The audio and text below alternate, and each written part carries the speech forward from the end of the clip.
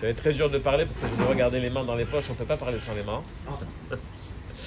Bon, je vais parler un peu d'or, d'argent, de bronze, de ce qu'il y a dans la paracha. On parle beaucoup d'or qu'il y avait au Mishkan et il y avait aussi au Beth Amikdash. On parle de quantité d'or sans s'arrêter, on parle que de ça. Dans l'Yerushalmi, c'est marqué que... Pourquoi est-ce que... Il y a marqué Vezav haaretz hayit tov meod. Dans Bereshit, c'est marqué, on parle de l'or, Hachem a créé l'or. Le Midrash nous dit que l'or n'a été créé que pour le Beth Amikdash. Ça veut dire que s'il n'y avait pas de Beth Amikdash, Hachem nous aurait pas donné ce métal précieux. Il nous aurait laissé sans ce métal précieux. Tout ce que l'or a été créé, c'est pour le Beth Amikdash. Les murs du Mishkan étaient entièrement recouverts d'or. Les murs intérieurs du Beth Amikdash étaient entièrement recouverts d'or. Le sol du Kodesh HaKodashim, complètement en or. Et pour avoir une idée des kilos d'or qu'il y avait là-bas, la menorah, qui faisait 1,80 m de hauteur, on a utilisé 1 kikar d'or. 1 kikar, c'est une mesure, ok? Et elle était complètement, c'est-à-dire, c'est pas qu'on a fait fondre. On a gravé dans ce bloc, on a gravé la menorah. Combien il y avait de kikar d'or pour le Kodesh HaKodashim, pour le sol? 600 kikarot. C'est-à-dire que c'était une épaisseur, c'était pas un petit truc, c'était vraiment, ça débordait d'or. Chaque personne qui avait l'obligation, qui voulait donner un don au Beth Amikdash, il amenait pas de l'argent. Il allait chez un Tzoref. Un Tzoref, c'est un orfèvre, ça. Et il lui faisait avec la valeur de ce qu'il amenait, il lui faisait des raisins en or. Ça peut être un grain, ça peut être une grappe, ça peut être... Et puis après, on les attachait dans le Beth Amikdash. Et puis quand on avait besoin, allez hop, on allait sortir cet or-là et on allait le changer. Ouais. C'était un inyan de faire du kavod de Beth Amikdash. Ilani Amalka, c'est marqué qu'elle a fait... Non, merci. Ilani Amalka, c'est marqué qu'elle a fait 7 livrachot en or. 7 livrachettes, c'est des lustres en or. C'est des lustres en or. C'est-à-dire qu'elle a fait un lustre, exactement. Donc, il y avait tout ce... Enfin, ça débordait en or. Ourdous, qui a retapé le deuxième Beth Amikdash, a voulu recouvrir le deuxième Beth Amikdash entièrement en or. Les Chachamim ont dit non, en or c'est pas beau, c'est plus beau en marbre, laisse en marbre, ça va plus beau, mais de l'intérieur, tout était recouvert en or. C'est-à-dire qu'on était vraiment en train de... On se lâchait quoi. Celui qui donnait, il pouvait reprendre? Non, Beth Amikdash. Moi, je viens au lieu de faire un virement au Beth Amikdash, t'amener de l'or. C'était comme à Dubaï, il y avait des trucs de lingots comme ça. Tu venais, c'était tout était en or. Ma'inyan que dans le Beth Amikdash, on est tellement en train de rechercher ces quantités d'or. Pourquoi est-ce que c'est tellement important qu'il y ait tellement d'or? Il est marqué dans la Gemara, dans la Batra, Gadol yeh kvod habayit hasheni, Gadol haya kvod habayit hasheni me'harishon. Le deuxième Beth Amikdash, le kavod qui était vécu au deuxième Beth Amikdash était plus grand que le Bayit Rishon. Pourquoi? Le premier Beth Amikdash faisait 30 amas de hauteur, ça fait à peu près 15 mètres. Le second faisait 100 amas de hauteur, à peu près 50 mètres. Parce qu'il était plus grand, il y avait plus de kavod. Il y avait moins de nissim. Dans le deuxième Beth Amikdash, il y avait beaucoup moins de miracles. C'était beaucoup plus faible, en vérité. Mais non, la grandeur, la taille, c'est marchim. Le fait d'avoir un grand bâtiment, c'est quelque chose qui impressionne, c'est quelque chose qui marque les esprits. C'est quelque chose qui donne plus de kavod au Beth Amikdash. Il y a marqué que... Après et avant, parce que lui, il était au milieu du deuxième.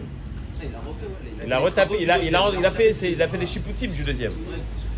Mais donc c'était le deuxième. Depuis qu'il a été créé, il faisait 100. Il était plus grand que plus haut que le premier. Il y a marqué qu'au Beth Amikdash, il y avait des Lévi'im et des Kohanim qui surveillaient le Beth Amikdash. Les Kohanim à l'intérieur et les Lévi'im à l'extérieur. Pourquoi est-ce qu'il y avait besoin de surveiller le Beth Amikdash? Alors c'est vrai que le Beth Amikdash c'était une forteresse. Il y avait beaucoup d'or. Mais ce n'était pas ça la raison pour laquelle on avait besoin de garder le Beth Amikdash. Un endroit qui n'est pas gardé, il n'est pas respecté. Même si on n'a pas besoin de le protéger, cet endroit, quand il y avait tout autour des Lévi'im et des Kohanim qui étaient là pour surveiller le Beth Amikdash, ça donnait du kavod au Beth Amikdash. Donc le Inyan, c'est le kavod qu'on va donner nous au Beth Amikdash. C'est bien, au moins on est déjà debout. Non, c'est un manque de... Bon.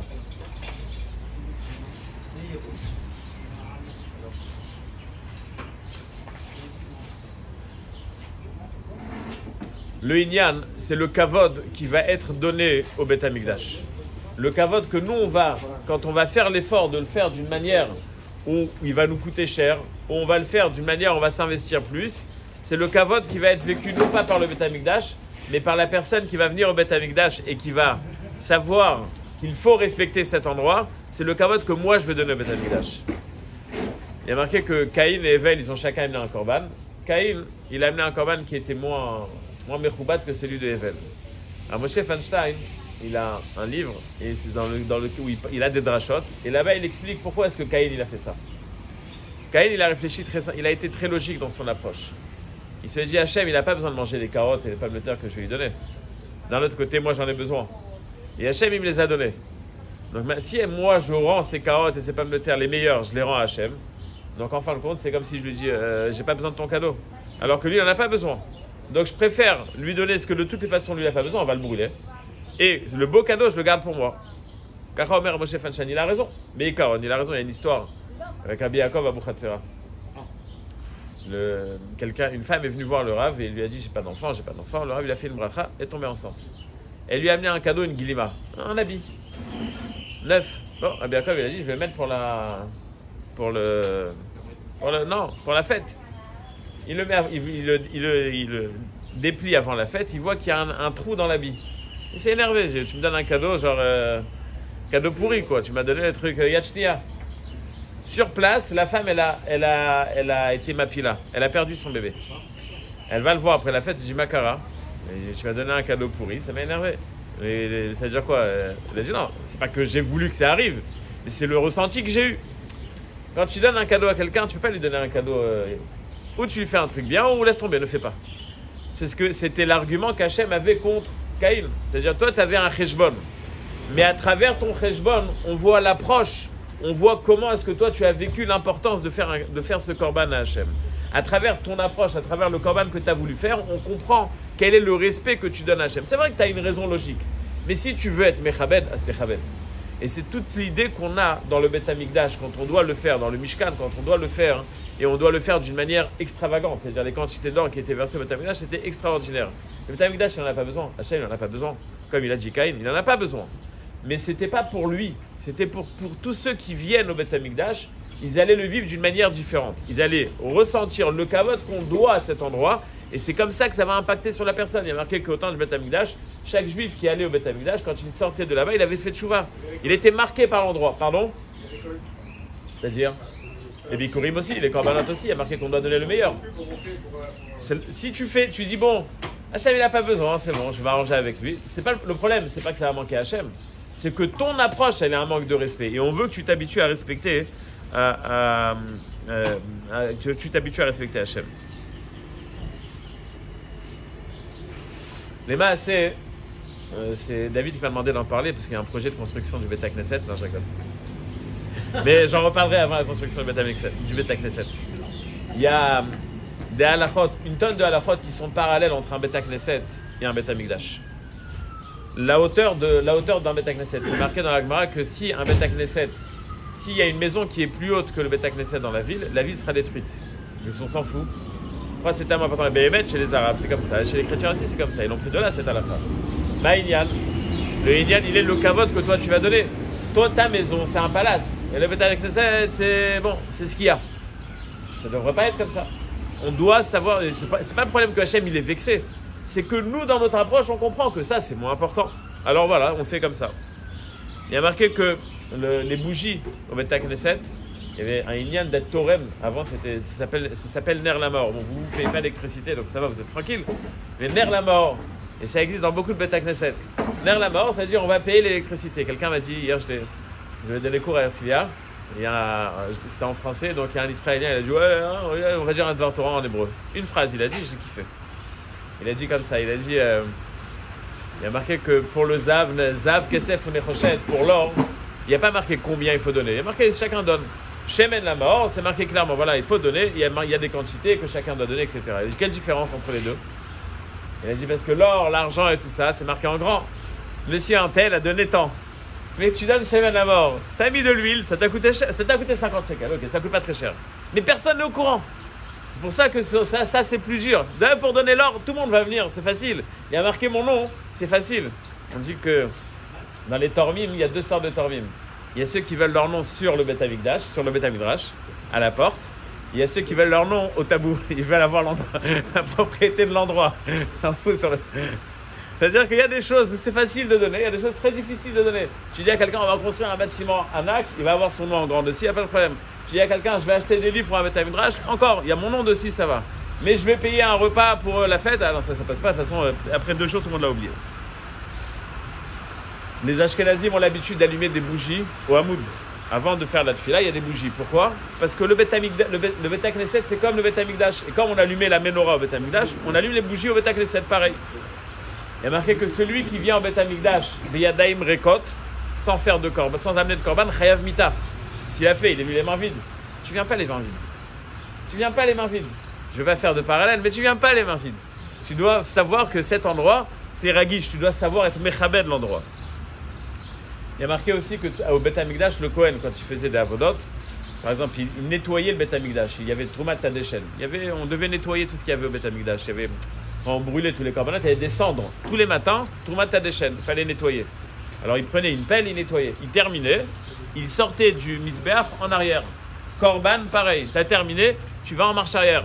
Tu gardes devant toi le Bet Amikdash. C'est pour ça qu'on a une halakha. Quand on sort du Bet Amikdash, c'est marqué dans le Rama. Quand on sort du Bet Knesset, on doit marcher en arrière. Zecher, le Bet Amikdash. C'est-à-dire que le Bet Knesset ou le Bet Midrash, il a une gdusha du Bet Amikdash, de l'ancien Bet Amikdash. C'est-à-dire qu'on doit faire le même niveau de respect qu'on a pour le Bet Amikdash. On le retrouve dans le Bet Knesset. Certains Rishonim sont poskim que c'est mamash. La halakha qu'il y a, qui s'appelle Mora Mikdash, la crainte du Bet Amikdash, on la retrouve dans le Bet Knesset à 100%. C'est-à-dire qu'on a les mêmes interdits face au Bet Knesset.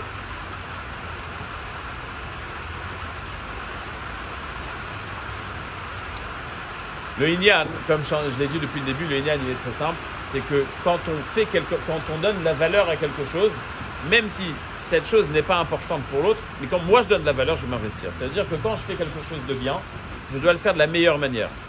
Je vais raconter une petite histoire qui est très connue sur le Admour Migour. L'Admour Migour, un de ses chassidim est venu le voir. Il lui a dit, en route, je suis venu, j'ai perdu mes tefilines, on m'a volé mes tefilines, tu sens ta liste sans tefilines, mon portefeuille, tout ça. L'Admour Migour, il a dit, bon, tu sais quoi, des tefilines, je peux te donner. Il lui donne les tefilines, c'était le Imre Emet Migour. Il lui donne les tefilines, et le chassid, je ne sais pas s'il était choqué ou s'il était l'homme le plus heureux du monde, il se rend compte que c'est les tefilines du Admour d'avant, du Sfat Emet. Il est choqué. Maintenant, tous les enfants du Sfat Emet voulaient avoir les tefilines du Sfat Emet. C'est les tefilines, voilà, c'est les tefilines d'Adam Kadosh. Et à l'héritage, ils ont fait un partage. Lui, il prend les tefilines, l'autre, il prend l'argent. C'est-à-dire, les tefilines, c'était... Donc, le frère du Admour, il va voir le Admour, il dit, je comprends pas. À l'héritage, toi, tu voulais ces tefilines. Maintenant, il y a un gars, là, il arrive, il te dit, j'ai pas de tefilines. Tu lui dis, tiens, prends les tefilines. Donne-lui 2000 shekels, qu'il a acheté une paire, c'est tout. Et j'ai dit, mais c'est marqué dans la halakha. Dans le Rambam, c'est marqué que quand on fait du chesed, on doit le faire avec le meilleur de ce qu'on a. Alors, c'est quoi le meilleur que j'ai? Pas mes tefilines, c'est les tefilines de papa. Donc, je lui ai donné. Il dit, mais si tu veux maintenant, ça c'est la réponse de Polak de Gour. Il dit, maintenant si tu veux, tu peux aller lui acheter. Moi j'ai fait chesed. Moi j'ai fait chesed parce que le chesed, je dois le faire d'une manière où je montre l'importance que j'ai pour ce chesed. Donc c'est important pour moi. Donc je donne le meilleur. C'est quoi le meilleur? Le film de papa. Maintenant, entre nous, c'est sûr que moi c'était le grand frère, je prends ce qui est le meilleur. Et ben j'ai pris le film de papa. Tu veux? T'as qu'à aller les acheter. C'est-à-dire que quand on va aller faire quelque chose, quand on va aller faire du chesed, alors il y a quelqu'un qui va venir te demander de l'aider. Bon, tu vas dire, c'est bon, tu vas être mésazel. Mais pour toi, quand tu vas te faire des vacances, tu vas pas dire, bon, c'est bon, 100 shekels, ça suffit. Tu vas te lâcher. Pour l'autre, c'est plus difficile. C'est bidiou kafour tzerich, parce que on veut, à travers les actes que tu vas faire, évaluer et t'habituer à donner du respect à ces choses-là.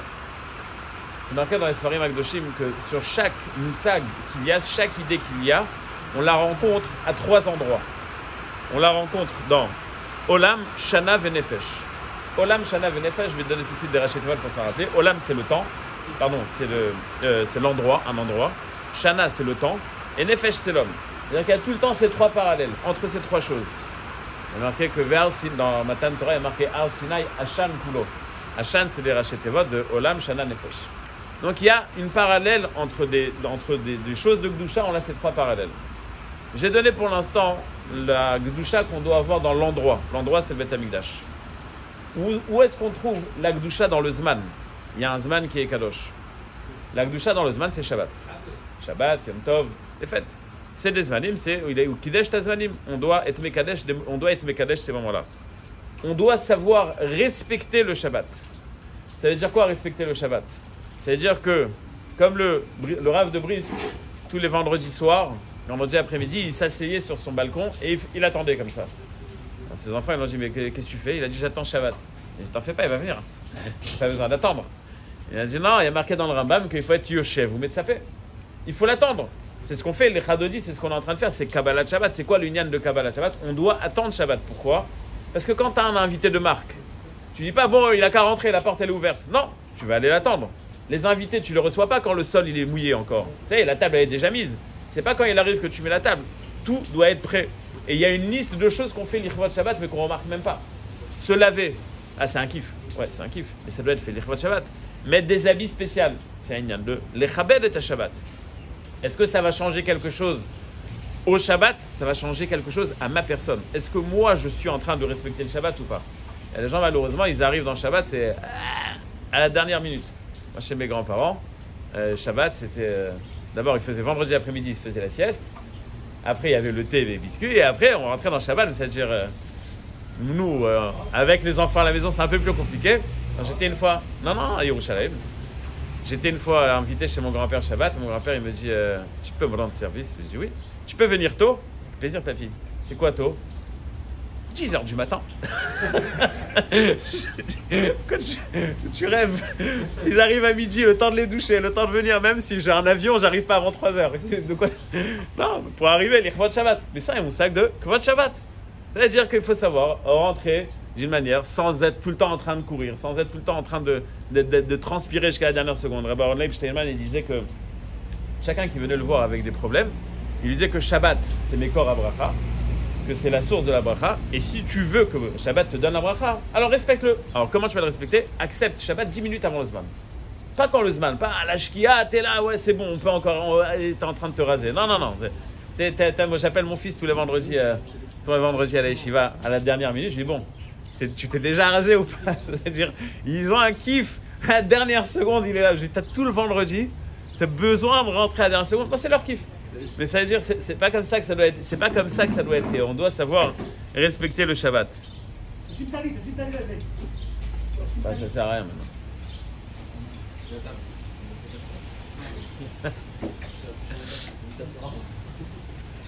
Il y a marqué que dans Rashi, il y a marqué que ce qui est marqué dans la Braïta qu'on dit tous les jours, Eveas Kanamer Vekal Kanesher Veratz Katzili, c'est marqué au sujet du Shabbat.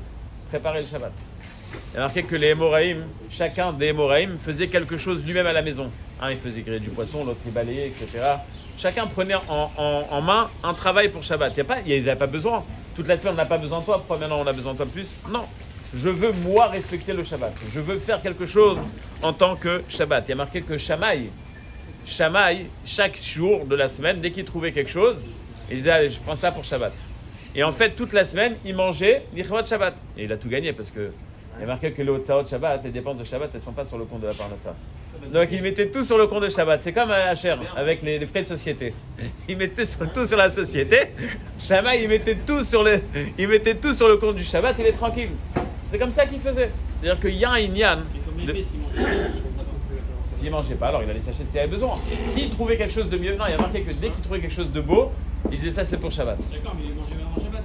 Ouais, mais s'il trouvait quelque chose de meilleur le lendemain, il disait bon, alors ça c'est pour aujourd'hui, et c'est la nouvelle chose que j'ai trouvée, ça sera pour Shabbat. Il y a marqué, il faisait les courses tous les jours, les Kitsour. Rabbi aussi, il était à Loutkia. Il est arrivé dans un endroit en Foutzlaretz, Loutkia, et il est invité chez quelqu'un. On lui amène une table, il faut 16 serviteurs pour porter la table, elle est en or la table, et sur la table c'était voilà, une belle table. Rabbi aussi, il lui dit, mais Mazachita. Il dit, comment ça se fait? Tellement riche, comment c'est possible? Il a dit, moi je suis boucher. Et justement, alors comment c'est possible? Il lui dit, non, à chaque fois que je trouvais un animal qui était, c'était de la belle viande, je dis, ça c'est l'Ichvot Shabbat. Je ne la vends pas. Et c'est grâce à ça que j'ai eu la bracha.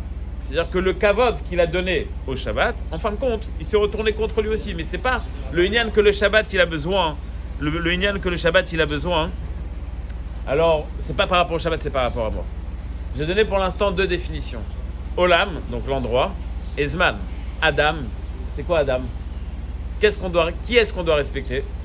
Alors, il y a marqué que Shimon Hamsoni, il était Doresh, à chaque fois qu'il y a marqué dans la Torah Et, il était Doresh. Il expliquait ce que ça voulait dire. Quelque chose qui est adjectif à ça. Quand il est arrivé, Et Hashem Elokecha Tira, il a dit ça, je peux pas. Qu'est-ce que je veux dire? Qu'est-ce qui peut être adjectif à Hashem? Jusqu'à que Rabbi Akiva est venu, il a dit Et Hashem Elokecha Tira, Et les rabot Talmidei Chachamim. Respectez le Talmid Chacham. Il y a marqué dans Messilat Yesharim, celui qui arrive au Shara Akdusha, c'est-à-dire, il y a du travail. Alors, celui-là, il est Beprinat Shabbat, Beprinat Bet Hamikdash. C'est-à-dire qu'un Talmid Chacham qui est à ce niveau-là, alors il est autant au niveau du Shabbat, autant au niveau du Bet Hamikdash, c'est sûr qu'on doit le respecter. Et c'est marqué dans la Gemara que celui qui veut amener des bikurim aujourd'hui, les bikurim, on a amené les prémices. Comment tu vas amener les bikurim? Il n'y a pas le Bet Hamikdash. Amen au Talmid Chacham. Tu vas amener les Nesachim, on versait du vin au Misber, sur le Misber. Comment est-ce que tu peux faire? Il y a marqué Lishpoch Yain Begrono Shel Talmid Chacham. Verser du vin dans la gorge du Talmid Chacham. Il y a un Admour à Bnei Brak, le Tish, quand j'étais Bachour, j'allais des fois comme ça, ça nous détendait. C'était à la place du film, quoi, parce que nous, on n'était pas du tout chassid. Et lui, il était tous les vendredis soirs, je ne sais pas si je peux dire il était bourré ou pas, mais en tous les cas, sur la table, il y avait des bières. Et c'était l'ambiance, quoi. Mais Animeville est Taïnian, ça veut dire que les chassidim, qu'est-ce qu'ils voulaient? Faire ce qui est marqué.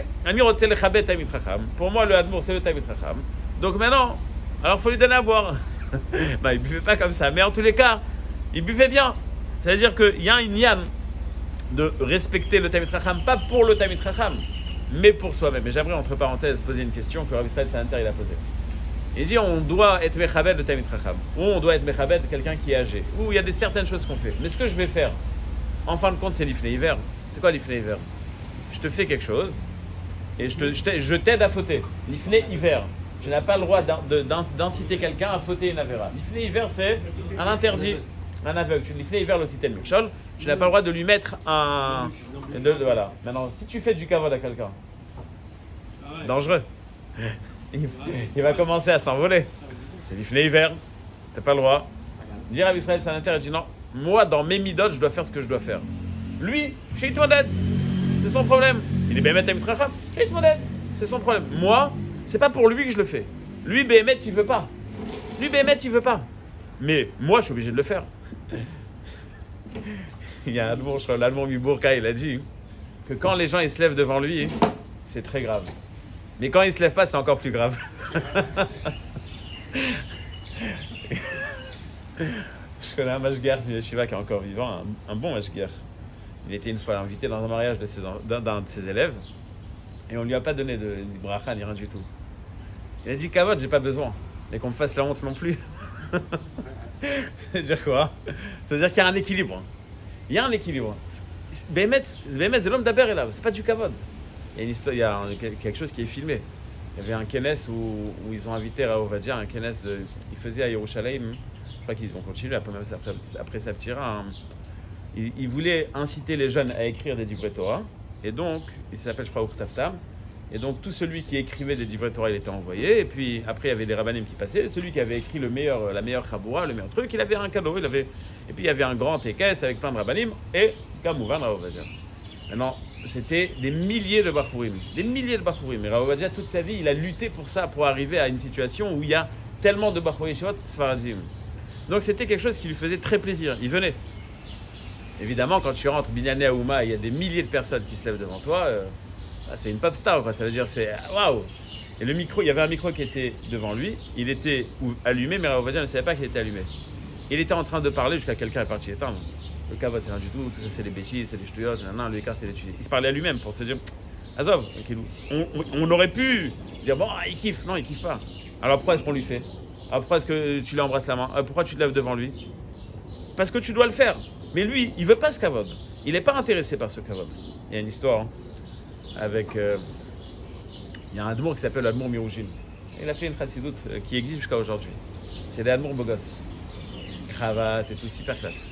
L'admour Miroujin lui-même, hein? Très très classe. Non, mais c'est-à-dire les maisons... la conduite de l'admour, toute la union de la chassidoute de Roujin, c'est que nous, on est Ben Shel Meler. Et qu'on doit se conduire Bemalchut. C'est-à-dire que quand il était en Pologne, en Russie, il s'est fait poursuivre par le tsar parce qu'il lui faisait concurrence dans son opulence. Il marquait qu'il avait des chaussures en or. Je ne sais pas comment il faisait pour marcher, mais bon, c'est comme ça qu'on raconte. On dit qu'il n'y avait pas de semelle ou qu'il y avait une semelle qui était rien que pour qu'il se rappelle, qu'il n'oublie pas. Mais il avait une itnagout de grandeur, quoi. Pourquoi? Je dois respecter ce que je représente. Et ce que je représente, c'est la présence divine. Donc je suis le Beth Amikdash, donc je dois me respecter. La grandeur de l'homme. Le Admor Mirojin, donc il avait aussi une Karkara, c'était comme la voiture, une calèche, avec 8 chevaux. C'était le truc, c'était la Mercedes du moment, d'accord? Et j'ai oublié qui était, il y avait un de ses amis ou de ses élèves qui était lui aussi Admor. Une fois, il a été invité dans une ville, et on lui a fait du kavod, on lui a amené aussi une calèche et tout. Et après, il va voir l'Admor Mirojin, il dit, tu sais, c'était horrible, ils m'ont fait du kavod comme ça, je me sentais pas bien. Et il dit, qu'est-ce que tu as fait? Il dit, j'ai commencé à penser, pourquoi est-ce que ça s'appelle faire du kavod? Parce qu'il y a 8 chevaux devant. C'est quoi un cheval?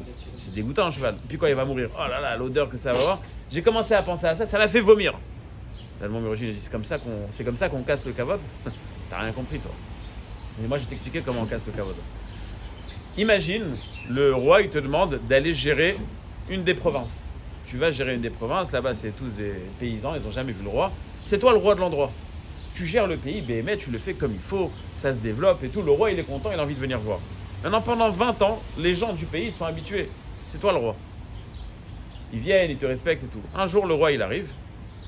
Et les gens, ils viennent se prosterner devant qui? Pas devant le roi, devant l'autre. C'est comme la fameuse histoire là, du juif qui va à côté du pape. Tout le monde demande c'est qui à côté d'Albert. Pareil. Tout le monde arrive. Le roi, il est là, il se prosterne devant lui. Comment est-ce que tu te sens à ce moment-là? Tu te sens complètement cinglé. Tu te sens pas bien. C'est pas moi qu'il faut respecter, c'est lui. Il dit à l'Admor Mirojin, c'est pareil. Hachem, il est là. C'est moi qu'on respecte. J'ai rien compris. C'est pas moi qu'il faut respecter, c'est lui. Donc, moi, j'ai pas besoin de combattre le kavod de cette manière. Par le savoir que Hachem est présent, je sens que le kavod ne me revient pas. Donc, il faut que je le reçoive. Pas parce que je dois le recevoir en tant que moi, j'ai un besoin. Parce que c'est à tes yeux ce qui va te faire avancer, puisque tu respectes cette chose-là. Il y a une personne que vous connaissez ici dans la communauté, mais je ne citerai pas son nom, m'a raconté quelque chose il y a quelques semaines, et j'ai compris beaucoup de choses à travers ça. Quand Rav Israël est niftar à Sarcelles, alors son père est parti à l'enterrement à Sarcelles. Et après, il devait aller au boulot normal. Et il y a des copains, il devait aller, c'était un vendredi. Et des copains, ils lui ont dit, on voyage avec le Rav pour l'enterrement, etc. Tu viens? Il a dit, ok, je viens. Pour le Rav, je viens. Kilou. Kavod à Torah, Beramot, c'est-à-dire, qui est-ce qui fait ça? C'est pas un truc habituel. Et je lui ai dit, maintenant, je comprends comment ça se fait que tes enfants ils étudient la Torah. Parce que si ton père, il est tellement mechabel la Torah, c'est que vous avez ça dans les gènes. C'est normal qu'il y a ce Kavod. Parce que ce Kavod, il a donné quelque chose. Ce Kavod, il a créé quelque chose dans ton éducation. Ouais, il y avait le Rav, Et le Rav, il a dit. Le Talmid Chacham, il a dit. Moi, je me rappelle, mon père nous amenait, toutes les fêtes, on allait voir Rav Israël. Je lui demandais à mon père, ça sert à quoi? C'est-à-dire, moi, je sentais que j'étais petit, j'étais un enfant. Il faut aller voir, c'est comme ça. Toutes les fêtes, on allait. Et ça marque, c'est quelque chose qui marque. C'est-à-dire qu'il y a dans l'approche, pour le chilour, pour tout, ça marque. Donc, c'est pas pour lui, c'est pour nous. C'est nous qui avons tout à gagner. Quand on va voir Ephraim Kanievski et qu'on est comme ça lui fait une belle jambe, même ça le dérange. Et si tu pouvais ne pas venir, ça l'arrangerait. Il le fait parce que c'est du chesed. Mais nous, ça nous marque. On amène nos enfants là-bas, on regarde. Mais qu'est-ce qu'il y a à voir? J'ai rien vu. Dans 20 ans, tu comprendras, c'est pas grave. Non, Nora, parce que ça marque.